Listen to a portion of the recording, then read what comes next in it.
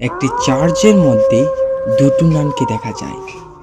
সেই নান একটি দরজার কাছে গিয়ে পৌঁছয়, আর দরজার মধ্যে লেখা ছিল ঈশ্বরের সঙ্গ এতটুকুই।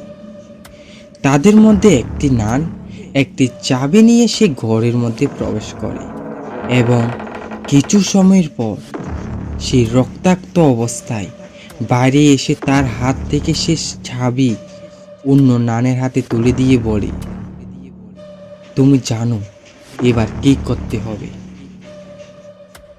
সে নানটিকে সে ঘরের ভেতর থেকে কেউ যেন টেনে নিয়ে চলে যায়, আর বাইরে থাকা নান ঈশ্বরের কাছে ক্ষমা চেয়ে সেই জায়গার মধ্যে আত্মহত্যা করে। ফ্রেন্সি সে প্রত্যেক 3 দিন পর সে চার্চের মধ্যে এসে রেশন দিয়ে যেত।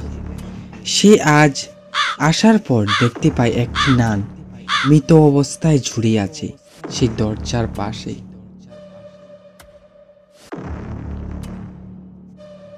চার্চের ফাদার একজন ব্যক্তির সাথে কথা বলছিল, আর সেখানে সে বলল, নোমেনিয়ার একটি জায়গায় নান মারা যাচ্ছে, সে বিষয়ে তদন্ত করার জন্য তোমাকে পাঠাচ্ছি।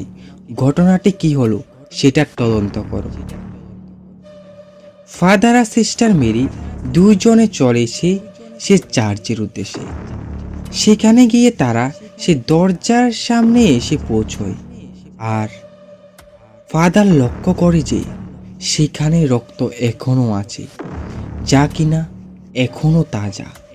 তারপর পেন্সি সহ তারা ভেতরে প্রবেশ করার পর দেখা যায় সে মৃতদেহটি এখন সে বসে আছে।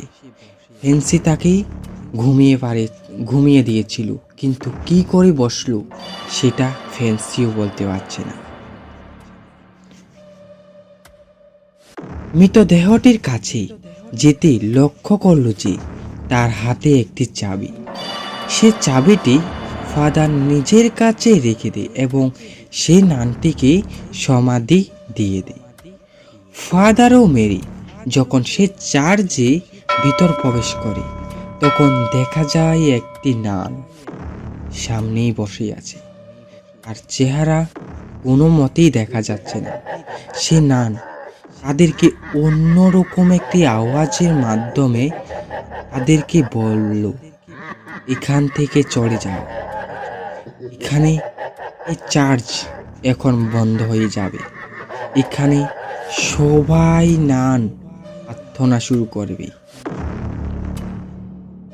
এর আগে তোমরা চলে যাও। এখন ফাদার সে নানটিকে বলে, আমরা তো চলে যাব, কিন্তু এখানেও আরো লোক আসবে তদন্ত করতে।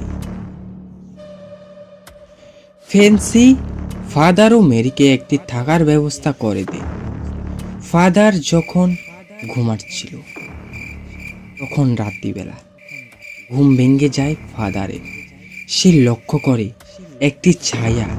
ফাদার সে ছায়াকে অনুসরণ করতে করতে সেই কবরস্থানে গিয়ে পৌঁছায়, আর দেখতে পায় একটি ছেলে যার মুখ থেকে একটি সাপ বের হয়েছে, আর সে ফাদারের উপর আক্রমণ করে দেয়।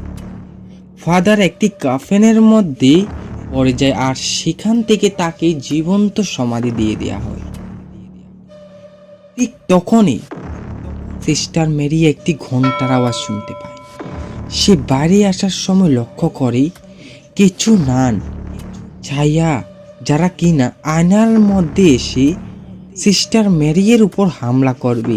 এই সময় আয়নাটি ভেঙে যায়। সেখান থেকে কোনো মতে সিস্টার মেরি পালিয়ে আসে সে কবরস্থানে। সেই মুহূর্তে সকল কবর থেকে ঘন্টা বাজছিল। সিস্টার মেরি তার ক্ষমতার মাধ্যমে বুঝে যায় যে ফাদার কোন কবরের মধ্যে আছে। সে মুহূর্তে পিশাচ নান ফাদার উপর আক্রমণ করে দেয়, আর মেরি ফাদারকে বাঁচিয়ে নেয়।